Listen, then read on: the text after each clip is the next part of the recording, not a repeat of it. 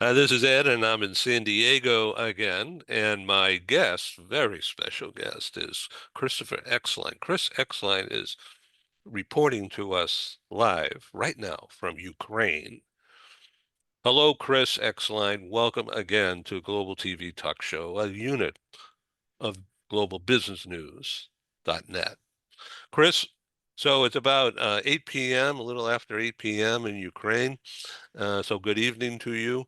And this program is a quick interview, say 10, 15 minutes, an overview of your community involvement as a guy, as a person, and of course, as a CEO of an enterprise. Now, you are founder and CEO of a multinational corporation called Home Essentials. And the website out there, folks, is homeessentials.net, right? Chris, is that correct? Correct. Yes. Okay, good. Now, Chris, tell us about Home Essentials in Ukraine. Why, when did you decide to do this? So, and it's been a couple of years, right? It has. Well, Ed, again, it's always wonderful to be with you. You and I have known each other for almost, I won't say how long, but it's decades, over 20 years. I think it's Um, 25 years, I think. it's 25 years. And so this is, but, you know, So it's like a, I, a silver anniversary of knowing it each other. is, it is, it is. I've got something special for you. Um, no, but yeah, we're based in Hong Kong. We're the largest furniture rental company outside the United States. We are a global company. And, aside from the furniture rental side of it, what we're also well known for is that I actually furnished most of the green zone in Baghdad, Iraq. We furnished most of the embassies in Kabul, Afghanistan. Um, I actually set up the government of South Sudan in Juba and Al Fasha. I was in Libya, Djibouti, Madagascar, other places. And so, we have a quite a celebrated history in participating in Reconstruction. And, I've told you this story before. I was sitting in my office in Hong Kong, shocked like the rest of the world that there was war again on European soil. And then in 6 weeks later, 4 weeks later, Russia was stopped in Bucha and Irpin. We saw the bravery of those citizens. Russia was about 18, 15 miles from Kyiv. Had they reached Kyiv, they would have been able to take over the government. They couldn't get past Bucha and Irpin. At that point, me and other what's known as qualified contractors, people with experience in that, started looking at, what do we do to help Ukraine? And as that evolved, I'd never been there. I don't have any bloodlines there. I don't speak the language. I don't have any contacts. But we started saying, Ukraine's going to survive. And so my market entry strategy was based on participating in the reconstruction, opening a business. We became the first furniture rental company in Ukraine. And that was a singular focus. And I don't apologize for that. I'm as you mentioned, a CEO, I'm a business person. We're looking for market opportunities, and we're trying. What business doesn't want to leverage its expertise in going into new markets?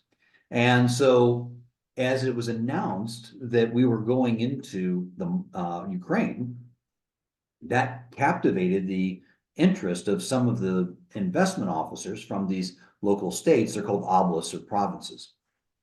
And I started getting these investment profiles from all these places and on these small towns. And like I've told you before, it's like a Disney movie, Ed. They've got castles, they've got monasteries, they've got, 500, 800-year-old churches. And I basically at that point said, this is what I want our brand to be. Before that, like everybody else outside of Ukraine, my visions of Ukraine were like the gold domes of the Sophia Cathedral, or cannons in a wheat field, or something as horrific as Mariupol. And I just was captivated by these. And then I started reaching out, we need mattress factories because but most of your audience doesn't, but we manufacture almost everything in China and ship it out. That was a non-starter. And so we found this mattress factory in Kremenets that needed some help. We came in, And this is an 800-year-old town. When I came to the market, it had 40% unemployment and 3,500 refugees living here. So we get in, long story short, save the jobs of the factory. And I'm meeting with the mayor and the city council, and I see that this is in October of 2022 when I get here. There are children sleeping on cardboard in a school because there just wasn't enough housing and they Wow. didn't have mattresses. And I asked the mayor, I said, now that we've got this mattress factory, they're like, does anybody need mattresses? And they said, well, we don't have the budget for it. We don't have enough money. I said, no, don't worry about that. I'll give you the mat. I'll donate them to you. Well, they were shocked. And so we started donating mattresses. And once you start making those donations, word spreads, and we started donating. And what changed in my life at that point, Ed, was that I realized that we needed to look at Ukraine as a railroad track. It's got two rails. One rail is to have a business that makes sense, that's in alignment with the market. You're offering something that's not only innovative, but something that resonates with what the customers want. And the other side is, I just can't come in and start a new business, be successful, and keep the cash. I've got to be a good corporate citizen, and I have to start demonstrating and leading by example by giving back. And I'll tell you, if I wasn't in this small town, I wouldn't have been touched. Those of us that live in big cities, and Hong Kong is one of the biggest, San Diego, Los Angeles, one of the biggest. You can see things around you, you can see poverty or needs, but yet you're insulated. And in Hong Kong, the audience doesn't. I'm sitting there on the 31st floor of a building, and we have the floor, and you walk down and you don't really interact. When you're in a small town, that interaction is with you every day. And when you see the mothers of the people that have sacrificed their life for this country's right to exist, when you see the children, and when you see wives clutching a casket, it affects you. And I said, I cannot be the business person I was before. If I have a chance to make a difference, that's a chance I have to take. And at this point, we've donated over 5,000 mattresses, almost 6,000 now, to the orphans, to the internally displaced refugees, and to the troops. And it was last year, in 2023, we were donating mattresses, and I got this weird call, just out of nowhere, asking if I would deliver mattresses to troops. And I said, and I get a lot of strange calls now. I'm the only English speaking person in this city, and blah, blah, blah. And this woman said, well, I'm in Dnipro, which is east. She told me that there were border guards sleeping on the ground. I couldn't believe it. I said, yes. I said, but the thing that makes it different is I want to personally deliver all the mattresses. And for accountability, for transparency, I have personally delivered all those mattresses. And so I went to Avdiivka. I've been to Bakhmut. I've been to Zaporizhia. I've been to Roboty. I've been on the Russian border south of Kharkiv, delivering mattresses to those troops. And it's something quite powerful. And so not only from an economic standpoint, us being in Kremenets, the multiplier effect of our investment is about 4 to 5 times greater than it would be if we were in Kyiv or Lviv. Not only that, but by we've had to modify and recalibrate our business plans. But my furniture rental concept is actually resonating with the customers. It's doing quite well. In fact, I've announced that even though the country's still at war, we're at 3 locations today. We'll have 25 locations within the next 25 months. My analysts, my team that works for me, we've already identified 100 towns where we're going to open stores. And our concept is really quite popular. So we've got a valid business reason for being here. And we've got another reason for being here through our donations and our community outreach. Whoa, I'm breathless here. So, what is your donation community outreach now? And 25 stores across a war-torn country it sounds like preposterous. I mean, a giant risk. How are you managing that? You know, and listen, everyone's on their own journey, and this is mine. You know, as you know, we're a good sized company, and I don't have shareholders or a board of directors or investors or private equity. So I have a latitude to make decisions that very few do. Um, I also have the ability to leave my home of 27 years, Hong Kong, come here, and I can be here for as long as it takes without having to worry about budgets or top line revenues and things like that. And you know, so we're managing it because we've got, I would say, I'm not being boastful, but I believe we have the best senior management of any furniture rental company on planet Earth. We've got the best systems, the best computer systems. We've got the best cash conversion cycles. We've got the best way of leveraging our profitability per rental customer. And so, you know, we're able to fund all of this through our own internal cash flow. And the business is working. And so that there's a valid business case for us to expand here. On the community outreach, you know, we are being exposed to more and more people, and you know, the natural or the default reaction of Ukrainians and many in the post-Soviet countries is to be very cautious with trust, not trust anyone. And so when we learned that, you know, it's like, and I learned it, and it's like, okay, that makes sense. You know, you're not gonna change it. So how do you again twist and mold to adhere to that? And so we offered things like 0% interest.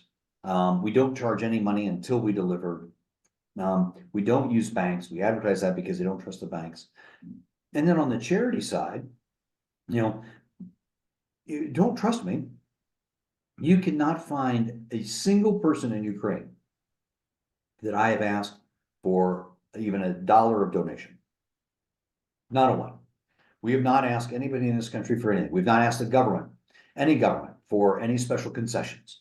We have not asked for any loans. We haven't asked, you know, USAID or any of the other people offering grants. I think it's disgusting if a company like ours would apply for grants or funds that should be allocated and directed to smaller companies that actually need it. We're doing this on our own, on my own dime, and happy to do it. And for the community outreach, you know, we have to, as an American, you know, we have to lead by example, you know, and we have to have, we have a spotless reputation, well earned and well protected. And we give back more to our communities, and we take nothing from them. So, you know, and now what we're doing, we're starting a new program from Rest Assured, which is the mattress donation program, called Fostering Our Future. And Fostering Our Future is where I've been exposed to many of the foster families. They don't really have orphanages in Ukraine anymore. They're running most of them through foster families. Ed, when you go into some of these smaller towns of less than 5,000 people and you see these amazing children, I look at it and I go, they have no chance. How does a foster child who's gifted in math, science, ballet, piano, whatever, if they're in a small town of 5,000 people, they're living in almost, you know, just above the poverty line. How do they escape that? They can't.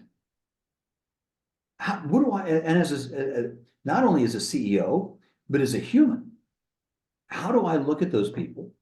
I can say, here's the mattress, you know, God bless you, and be gone.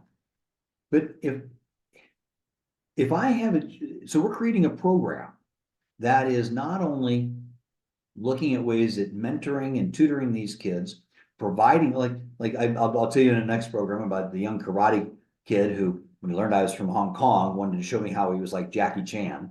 We're providing him with all of, yes, with all of the karate, not only the karate kit, but I actually know someone in Kyiv who's a national champion black belt who's going to help tutor this kid. Let And me this is ask a you a kid question, if I can just go back for a second. Give me the name of the drive, Fostering Future. fostering our future. OUR, right? Yeah, And that refers to you and the community. right.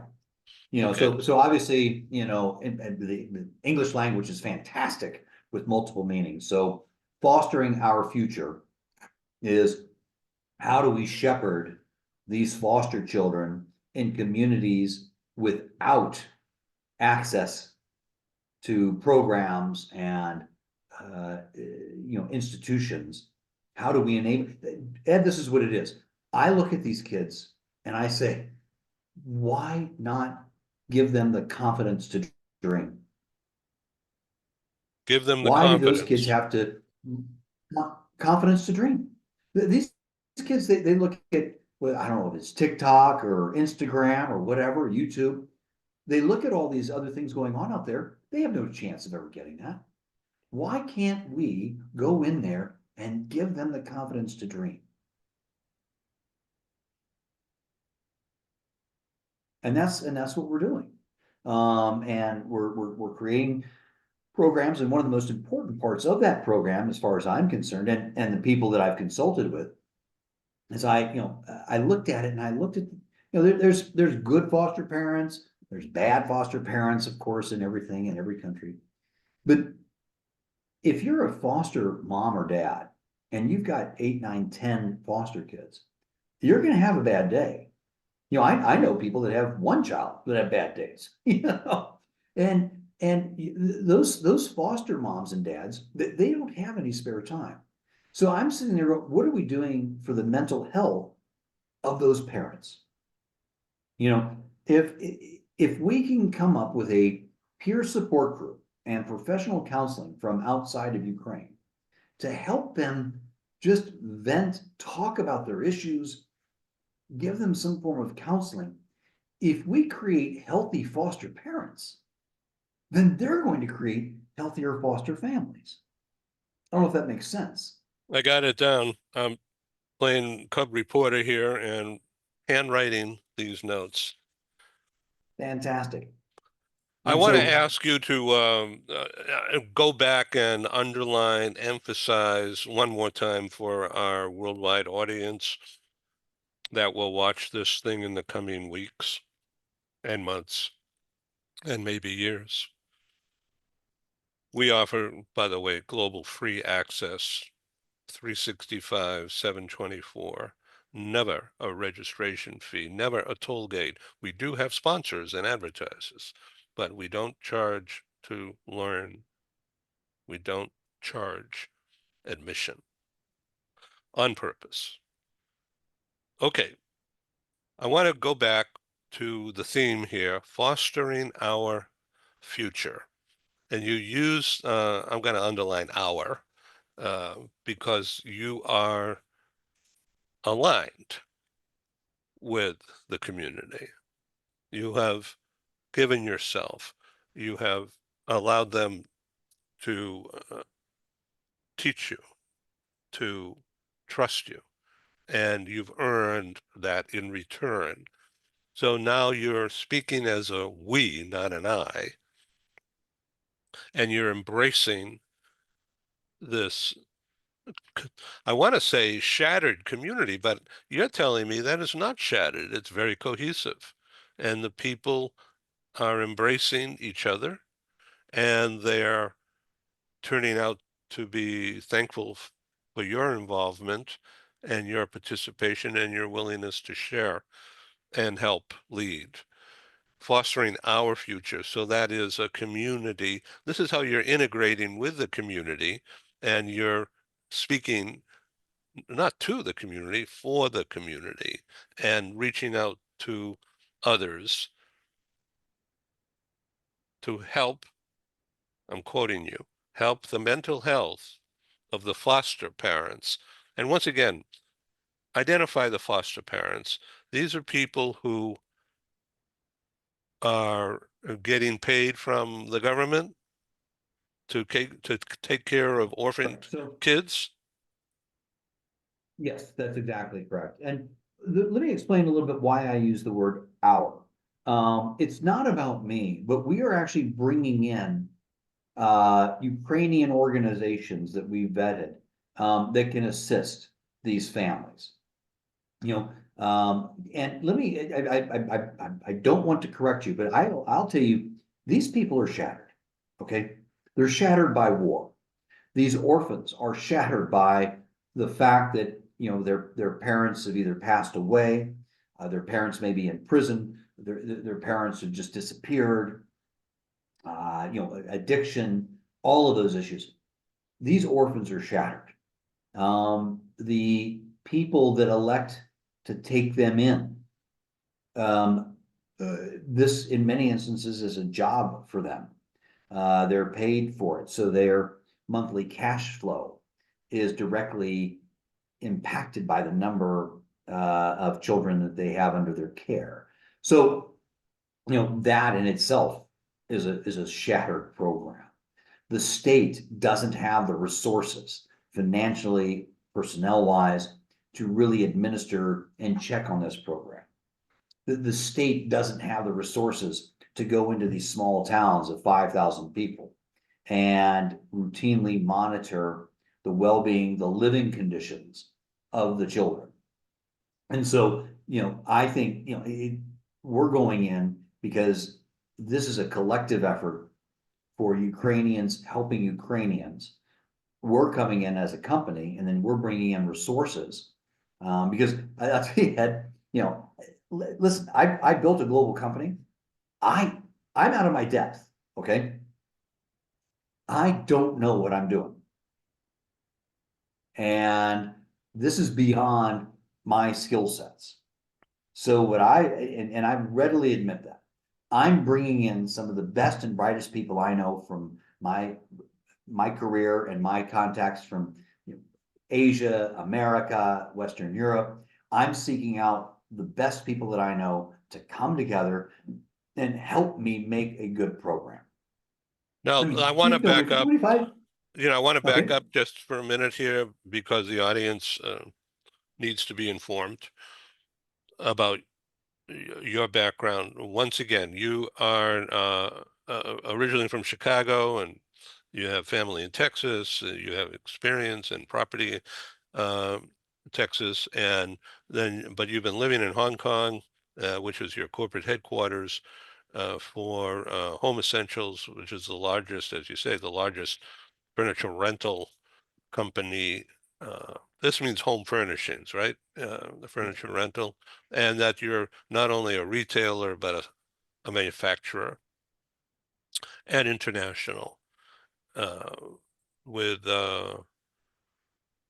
headquarters in Hong Kong, but also um, in some kind of a central um, center in Madrid, right? Our regional offices, our regional headquarters for Europe is Madrid. So we operate throughout the EU. We're the only furniture rental company in Spain, the only one in Italy, the only one in Portugal and France and stuff like that. But yeah, so our regional headquarters is in Madrid, and I love Madrid. So it's Oh, quite it's convenient. beautiful. I've been there. Yeah. Yeah. I also like Barcelona. I've been there a few times. Wow. And okay, so let me also say, if I may, and please correct me if I'm saying it wrong, uh, HBS, Harvard Business School, um, Irrelevant. irrelevant. Irrelevant. Your global audience. None of these foster kids, they don't care if I went to Harvard Business School. I mean, they don't know what it is. They just, there's this one kid I met who has a dream of going to law school. So we're helping him prepare for that. Um, yes, I acquired a variety of skills through my education at HBS. Proud of it, love it. But really, what's relevant today, and I guess what I've learned in my career, is that when you don't, like Ed, I'm not a parent. So if I was to sit here on your program and tell your audience, I've got all the answers on how to do parental counseling, well, then tune off. I have no idea. But what I do know is I know how to start up new businesses. I know how to do new market entries. I know how to bring in the best people that I can find to create the right programs to plug into this. So yeah, I don't have the skills to do this. This is something that's way beyond anything I could do. But by golly, I know how to corral and bring in the right people for it. I know how to structure an entity so that we can make it available to everybody. And we're not out there asking for the funds to do so. And you can I can get people involved. I can get people involved in that vision. And that's what's so important right now. And we have to act quickly because these children, they're the future of Ukraine. You know, and we can't afford to have this generation of children just summarily dismissed because people don't have the time. That's my sense of urgency. So I'm sitting here in San Diego, 100 yards or so from the Embarcadero and Seaport Village, a big tourist attraction, and San Diego Convention Center and the Hotel District, waterfront marina, uh, stone's throw from here. And I'm saying that because I'm just so far away, a 180 from where you are in Ukraine, and I understand what you're saying, and I feel it. I'm gonna not talk about me, but other than what I've learned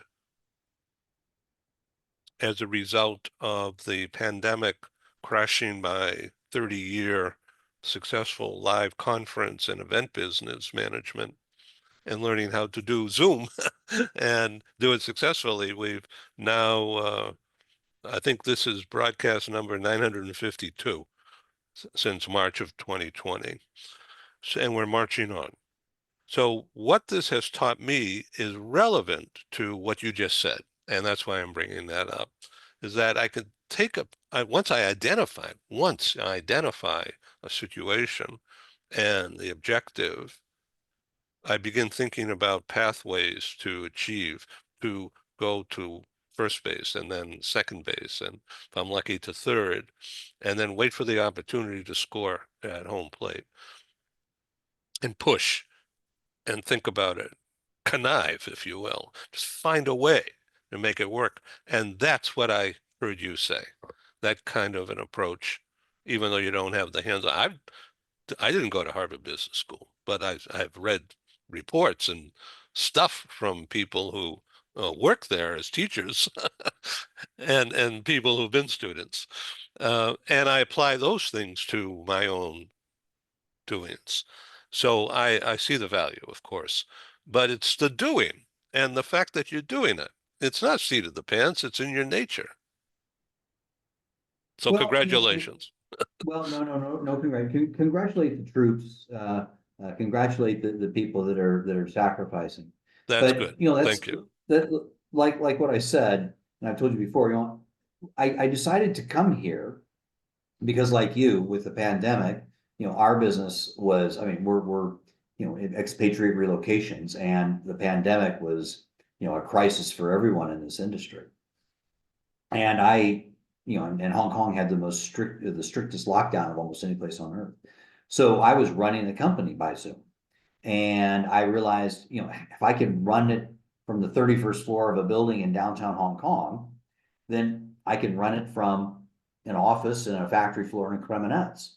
So I wanted my actions to actually be my statement. Instead of coming in, talking beautiful words, waxing so poetically with, so eloquently, I said, you know what? The most powerful statements I can make are by being here and by coming back. And like I said, I've got the ability to do that. My family in Hong Kong is extremely supportive. My company is very supportive of all of this. And And I'm very happy and content to be here, because we are making a difference. And by me personally being here, I can make decisions much quick quicker about how we need to change our focus or identify opportunities. And most importantly, identify when I don't know what I need to do, except other than bring in really smart, great, qualified, experienced people and committed people. Now, So, you don't always need the smartest people. You just need the yes, people that have a heart. yeah. So this is not political, but I got to reiterate that my business is public relations, which means marketing, advertising, connecting ideas and explaining them to someone who might be able to use that information. That's called communicating. That's called public relations and dotting the I's and connecting the dots. The politician, the old politician, Jesse, whatever his name was, he came up with a slogan when he was playing politics on the national You mean stage. Jesse Helms of North Carolina? No, no, Jesse, he Jesse said, Jackson? keep hope alive. He was talking to his people, keep hope alive. And that's exactly what comes to mind when you're telling me and my audience what you're doing there on the ground, helping people keep hope alive. Well, yeah, I don't really believe I'm too aligned with Reverend Jackson and Operation Push, who's also from Chicago. Mike Huckabee, said give hope another chance, because he was from Hope, Arkansas, just as Bill Clinton was. But I think, kidding aside, and you've actually identified the one thing. If people lose hope, they've lost life. And if kids can't dream, or if these dreams are just something that's a meaningless activity that can never be actualized, then they don't have hope. If we show them that your dreams, like this kid with Taekwondo, is he going to grow up and be the number one judo person in the world? Probably not. But if someone gives this 8-year-old boy the confidence to say, you know what, I believe in you. Here's all the kit and stuff that you need. Here's someone that's going to help you. He's a national champion in Ukraine. What does that do for his confidence? What does that do for his desire to learn? What does that do for his motivation? What does that do to show him that, you know what, I have self-worth? And if he has self-worth, then damn it, he has hope. Chris Exline, homeessentials.net. So tell us about Rest Assured as we come to a close here. Well, Rest Assured is a program that I created because friends of mine, when they saw that I was donating mattresses, said, "Hey, can we donate?" And I went, "No, no, no." And they go, "Yeah, no, we want to help." I said, "All right, fair enough." And I remember from my experiences in Iraq and Afghanistan mostly, that some NGOs would come in, gather up people for a photo op, and then they're gone. And so I told my friends, I'll tell you what, if you want to donate a mattress, thank you very much. I'll subsidize the cost at $100 US, but when I deliver, I will have that mattress with your name on a label on it, and I will give you a photo of me personally delivering that mattress to the recipient. Total transparency, all accountability. We don't have fundraisers, we don't have a marketing team, we don't take out full page ads in the Wall Street Journal. So it's just a dollar donated is a dollar delivered. And I did that for the friends of mine that wanted to participate. The reason I continue with it, Ed, is that when I give these mattresses, whether it's to the troops or to the refugees, they look at it and they go, who is Carol Ann in Joplin? Who is Dan in Pittsburgh? Who is Hugo in Hong Kong or Santosh in Dubai? They look at it and there's a real person that's donated that mattress to that person. And that, for some reason, just impacts them. I don't know, maybe it makes them realize that there are people out there that care. It's not just, hey, here's a box of stuff and we're on our way. And so, that was one of those beautiful moments I hadn't expected. Looking back on it, people told me, well, you should have realized that. Okay, thank you very much. Come on over here and help me out and I'll learn more. But so that's why I continue with Rest Assured, because it really does mean a lot to the people that receive it, that there's an actual person somewhere in the world that has donated that. Rest assured, Ukraine. Yep, restassuredukraine.com. Yes. Thank you for being my special guest today on Global TV Talk Show. A lot of people around the Ed, world will see this. Ed, thank you very much. You've been with me, and I want to tell this to your audience. You've been with me now for over 2 years. You've been following this story. We had our first interview when you said I was crazy before I even left Hong Kong to come here. And I just cannot thank you enough for your friendship, for your advice, for your participation. It means a lot to me. And so I'm grateful for everything that you've done. Wow, breathtaking. Stay well. Be safe. Thanks, Ed. Okay, be back to Take you. care. Thank you. Yeah. I have to learn how to shut this off now. Excuse me.